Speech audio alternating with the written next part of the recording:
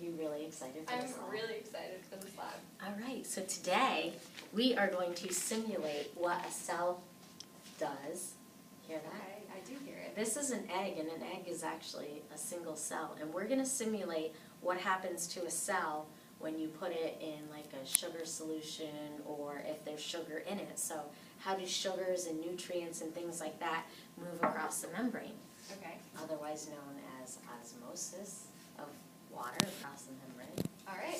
So that's what we're going to learn about. So to act as our cell membrane, we use dialysis tubing. Can I feel it? Yep. Thanks. Remember, a cell membrane is semi-permeable. Do you remember what that means? It can kind of be permeated. Yeah, it lets some things in and some things not, Okay. depending on their size and their charge and things like that. So we set this up to kind of look like a cell. So the first thing that you want to do is you want to think about, you want to come up with a way to test, do sugars go across cell membranes easily? Okay. Do starches go across cell membranes easily? Okay. And does water? All right. Which of those substances Okay. goes across the cell membrane easily? Okay. And you should be thinking about the size, the charge, all of that when you're trying to make your prediction. So if you look at this sheet here, All right. you'll use this sheet to go over what you think, what you would like to do to try to test it. So you would decide where you're going to put your sugar, where you're going to put your starch, and where the water will be. So let me get this straight.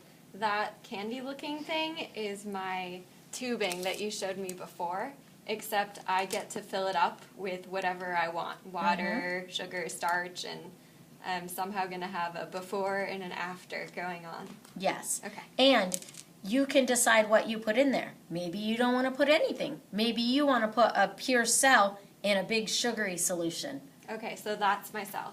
That's your cell. That's my cell. That's All your right. cell. Excellent. So go ahead and take a minute to fill that out. Okay, well, I think that And talk about your reasoning as you do And it. I have, you gave me colors, thank you. All right, so I want to put starch in my cells. I don't know, I eat a lot of starch and I'm just curious if there's starch in there. So I guess I'll follow the color key. I'm going to put some starch in my cell. I want to see if that starch is going to leave the cell and go out into the environment or not. And I also want to put sugar in my cell. I want to put it all in my cell. That's what I want to do. Sugar, starch, and some water. Okay, let me stop you that there because okay? and I just want to tell you one thing. So the space that the sugar and starch took up means that there's less space for water. So when you go fill in your water, think about how many water molecules you'll put in your cell versus how many you'll put outside of your cell. Okay. Is that clear? A little bit. I don't really know what my starch or sugar looks like right now, so I was picturing like solids, but I'm looking at the table and it looks like my sugar and starch is already in a liquid form, so I'm guessing it has water in it already. Or is there no water in it? Yes, there is water in here. But when we're thinking about on a blow up, Okay. yes, exactly. But not a whole lot, right? Because there's not a lot of room. Yeah. Now, so- what do you think it looks like out there? Well, I don't really know what I'm putting my tubing into. My cell. What am I putting my cell into? Whatever I want? Whatever you Or- want, but I would either put starch inside of the cell or outside of the cell, and the same with sugar. So since you put them inside of the cell, Okay. why don't you just make water on the outside? Okay, so really what I'm doing is I put sugar and starch inside my cell, and I'm going to conduct an experiment to see if that sugar and starch stays in the cell, Yes. or if it moves out to where right now there's just water. So, Right. And what happens to the water, too. oh, and what happens to the water. So it's like my internal and my external environment, and I want to see what happens with it. Yes. All right, so can we do it now? Let's do it. All right. All right. So, this needs to get wet, so you can run it under water or you can soak it. And I've soaked some, so go ahead and take one out from there. Okay. And if you move it around between your fingers, It'll I open don't know up if I'm sort of gonna like be good a at doing this right now. plastic bag. I really having finger problems today. I don't know what that means. It can be hard, but It's very slippery. I here we go. feel- I got You one, got one? open. See? Thank you. So Good thing for lab partners. I'm going to leave momentarily and put this under the water because that helps open it up. Okay.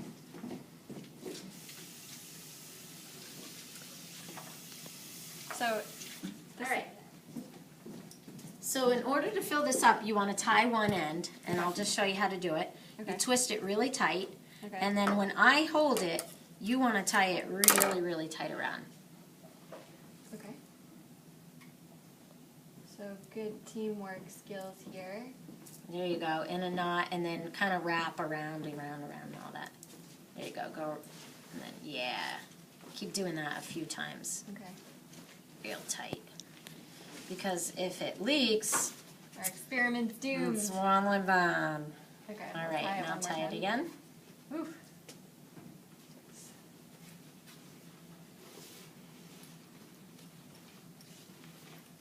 Did you know that if you do one right over middle, left over middle, and then do the opposite, your knots don't slide?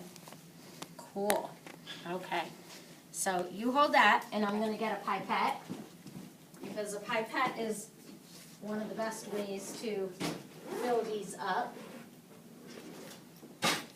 Surprising how the material, it looks like a plastic bag, but it feels more like, I don't know, like a contact lens or I something. call it like sausage casing. Sausage casing. It's not. Like a but- fake intestine?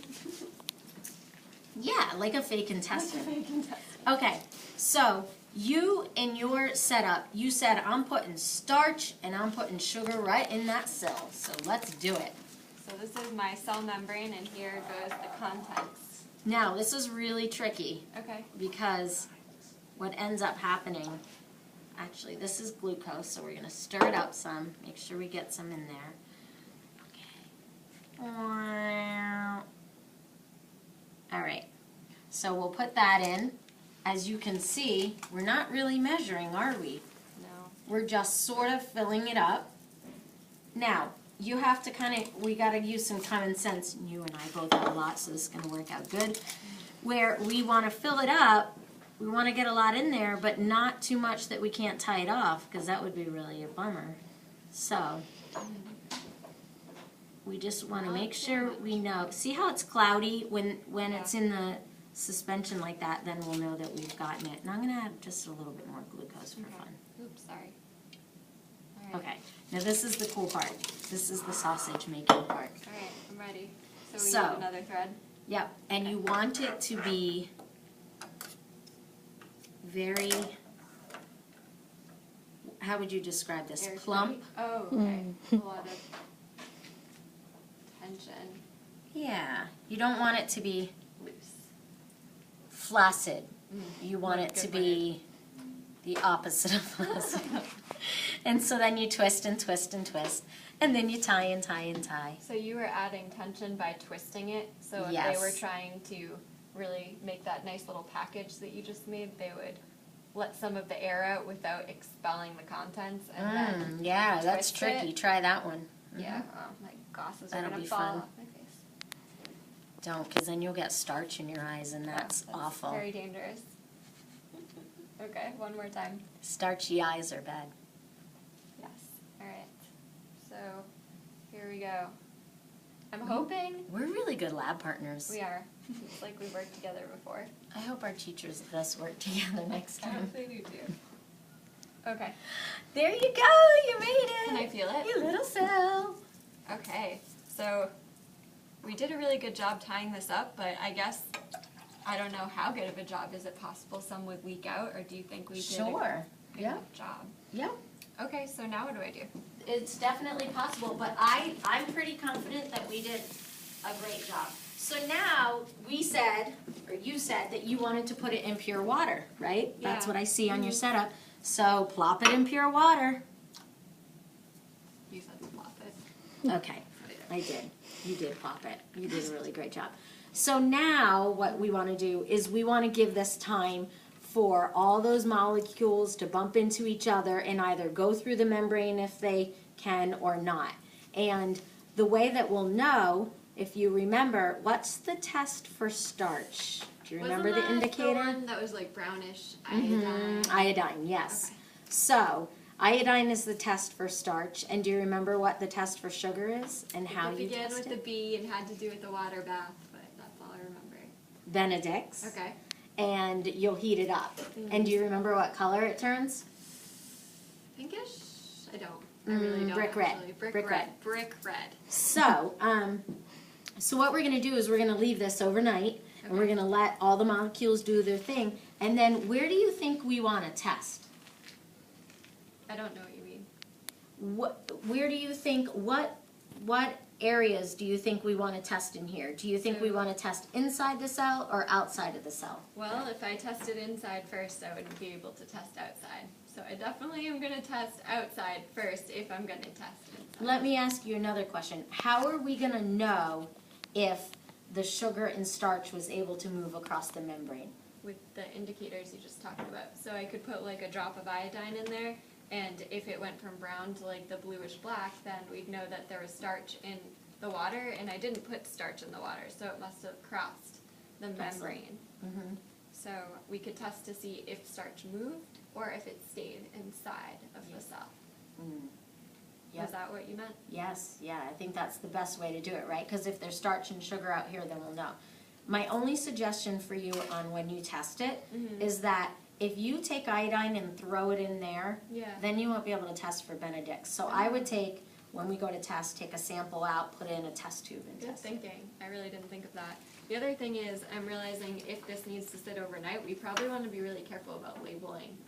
So like I'd probably put my name, my partner's name, and maybe even a picture, just in case. And that way, maybe other people, if they were interested, could quickly see like what happened to other groups too. So it might be good to put all of that information on there. Excellent. Now, one of the things that we didn't go over that you need to think about, so we set this up. I don't know, I have no idea what your thoughts are. Like, go ahead and draw what you think will happen. Okay, well, I do know starch is in the carbohydrate family, and that if you put a bunch of sugars together, you get a starch. So, I don't know, I know starch is bigger, but I don't know if it goes across membranes or not. So, I'm going to say that maybe maybe some of the starch moves out here. But just because this is my hypothesis, I really don't know, so I'm going to say just the starch, and the glucose or the sugar is going to stay inside, and I guess I expect all the water to just stay outside too, and I don't really know how I would measure if water went inside or not, so. Now, do you think that there'll be any water molecules on the inside? Yeah, I just didn't draw it. I think they'll still be the waters from before. So the only thing I think is going to move is the starch, and I'm testing for it with the iodine. But I'll test everything to see what really happens. Right. And so looking at this, how would you know if water moved out or in? I mean, I guess the only thing I could think of is visually just like how plump it is. Like if it shriveled up, but I don't know if it's the starch taking up the space or the glucose or the water. Like I don't really know what the ratio is inside of this. So I don't know. How would I know? Well, I think that there's two ways. One way is that you could qualitatively, if this got a lot more plump, you would assume that the water molecules moved in and took up space. And if it got really shriveled, then you would assume the water molecules left it. So that's a qualitative way. And there is another way of doing it, and that would be sort of an exceeds and pushing it further. So I would say if you want to do that, you should think of another way to do that, because there's definitely other ways of testing it besides just visually looking at it and looking like, did more water come in and it's more plump, or is it kind of flaccid and smushed up? Okay. Well, I definitely am going for the exceeds option. Yeah, are you excited? Pretty excited. All right. Thank you for Sounds showing me good. the lab. Great, thanks.